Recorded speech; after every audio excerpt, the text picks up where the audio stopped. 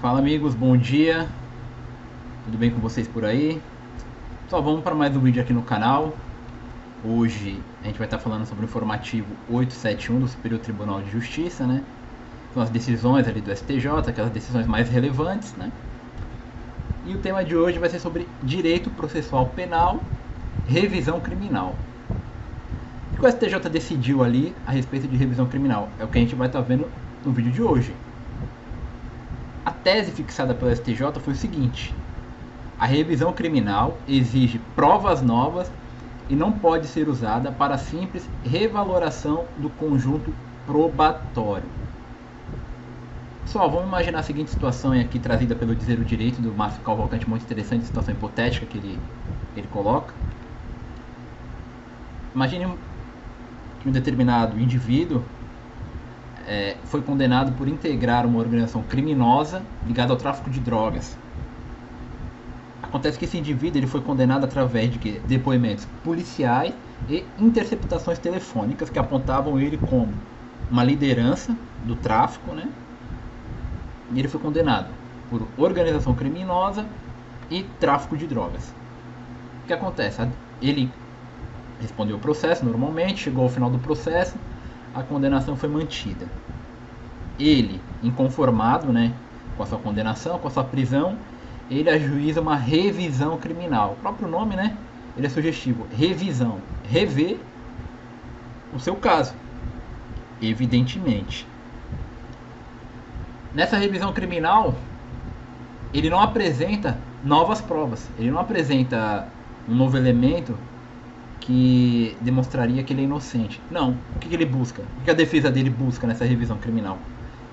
Uma revaloração das provas, ou seja, uma nova interpretação.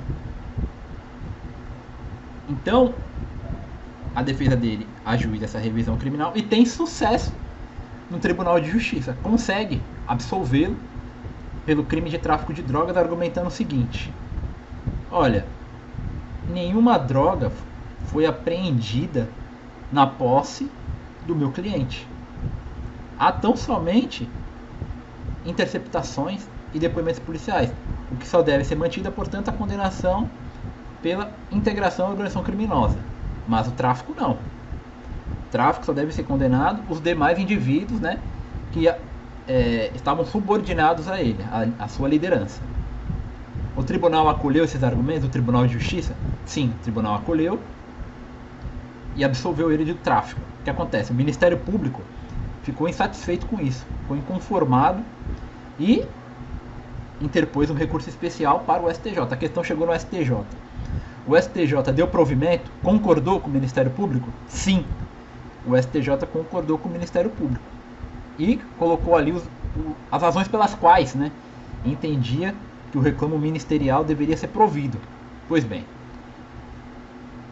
o STJ disse que a revisão criminal ela existe para corrigir erros judiciários manifestos, ou seja, situações em que a condenação seja flagrantemente contrária à evidência dos autos ou à lei.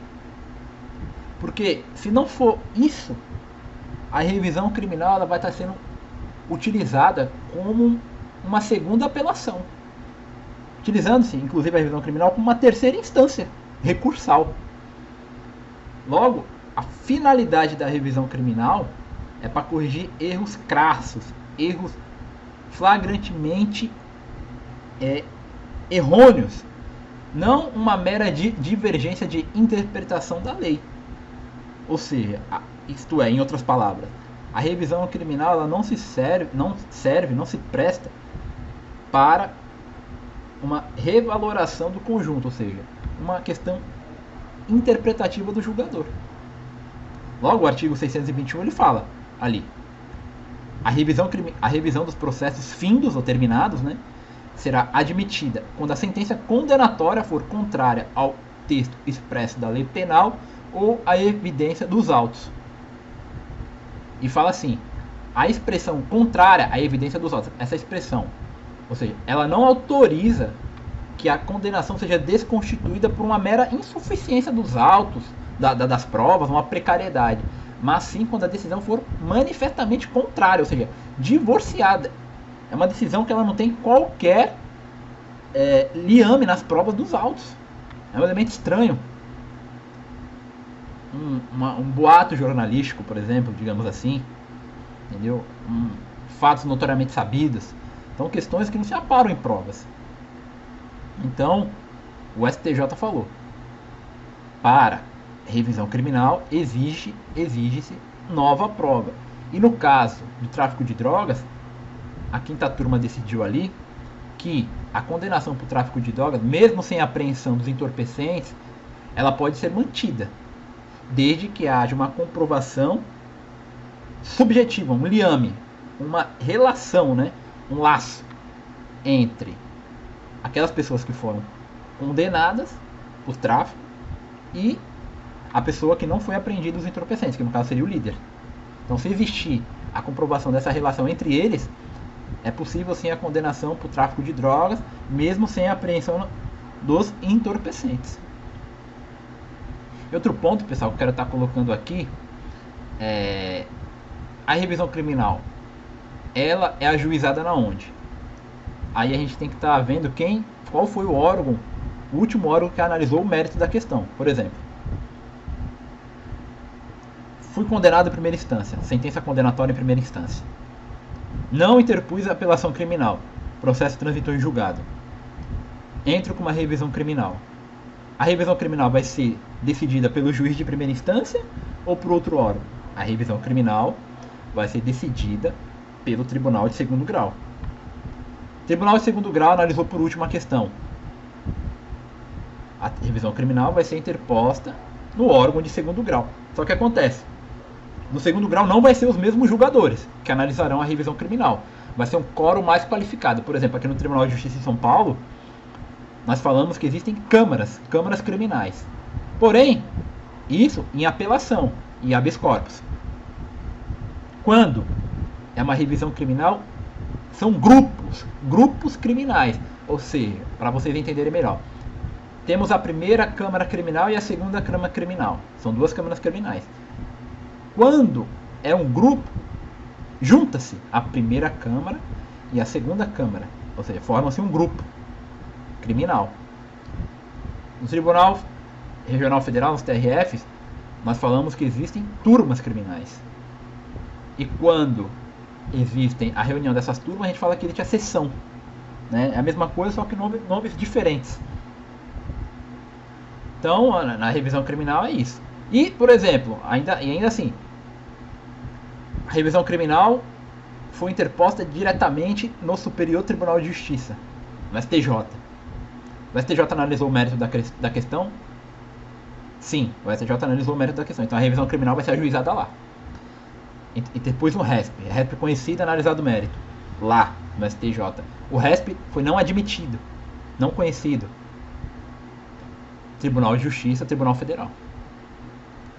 Então, esses são os pontos muito interessantes, né, da revisão criminal no informativo aí decidido pelo STJ. Então é isso, né, meu? Vou fazer uma breve revisão. Qual a natureza jurídica e a finalidade da revisão criminal? A revisão criminal tem uma natureza jurídica de ser uma ação.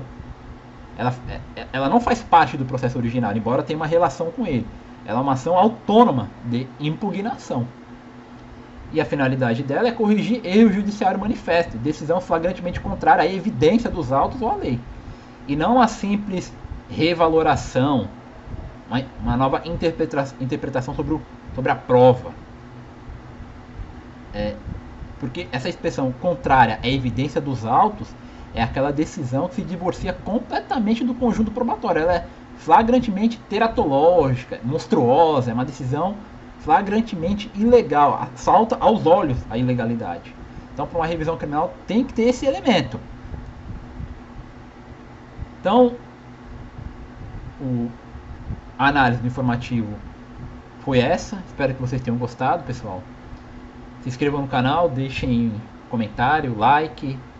Vamos estar debatendo aí. E o vídeo de hoje foi esse. E vamos com tudo.